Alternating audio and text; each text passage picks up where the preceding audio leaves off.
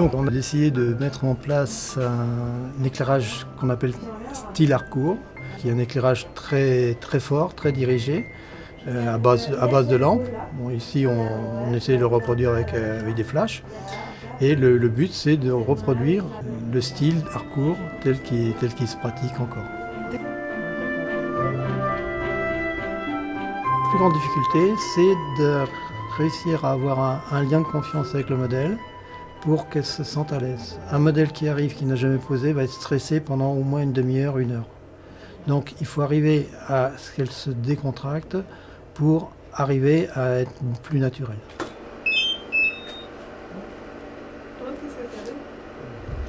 Comme l'éclairage est très pointu, c'est très difficile de le mettre en œuvre. Donc on ne va pas faire beaucoup de photos, on ne va pas faire beaucoup d'éclairages différents, donc ça limite un peu le nombre de photos. Contrairement à une séance classique où on met un éclairage de base et puis le modèle peut évoluer dedans. Là pratiquement elle ne peut pas bouger, elle peut tourner un petit peu la tête, elle peut bouger une main, mais c'est tout ce qu'elle peut faire. Comment tu vas? Là on ne se rend pas trop compte, mais c'est des photos qui sont pratiquement exclusivement faites pour le noir et blanc. J'apprends avec Thierry parce que je fais partie du club photo de Vélizy depuis 2 ans. Et du coup, on a la chance de pouvoir un peu faire des expérimentations. Et Thierry avait proposé de faire une séance Harcourt. Et donc, je suis venue bénéficier de tous ses conseils. Avec le menton, on a un peu la tête à gauche. Ma gauche? Ouais. Et je voudrais voir tes mains. Il faudrait que tes cheveux soient plus en arrière ou que tu aies tes mains sur tes cheveux. Ils sont pas faciles, hein. Ça fait tout de suite star. Et Fanny, c'est une star, du coup, je me suis dit que ça lui irait bien. Et non, tout de suite, même quand on était en train de préparer les lampes, parce qu'on prépare les lampes une à une, tout de suite on voyait qu'il allait déjà avoir une ambiance cinéma, quoi. Elle est là.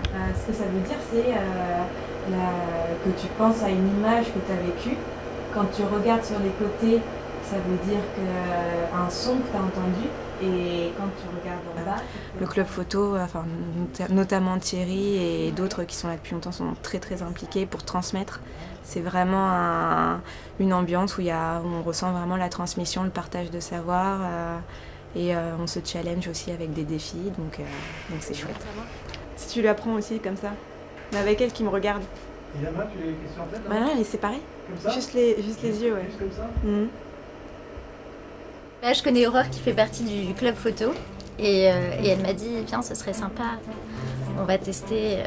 Donc du coup, on cherche un modèle pour tester les lumières et les éclairages de Harcourt. J'ai dit pourquoi pas, je l'ai jamais fait, ça serait marrant. D'accord, donc c'est ta première expérience de modèle? C'est ça. Alors qu'est-ce que ça fait? Peur. Non, c'est sympa parce qu'on est sympa avec moi, mais c'est un peu intimidant. Surtout quand il y a des caméramans qui arrivent en plein milieu de séance, mais non, mais c'est chouette. C'est chouette. Mais... Quelles sont les plus grosses difficultés selon toi, en fait, paraître naturel, j'imagine? Oui, parce qu'il y a des positions assez particulières et du coup on sent un peu l'âme d'un contorsionniste, c'est bizarre, mais passer ce cap-là, j'ai hâte de voir le résultat parce qu'on ne se rend pas compte du tout de ce que ça donne. Donc bonne expérience en finalité? Ouais, c'était chouette.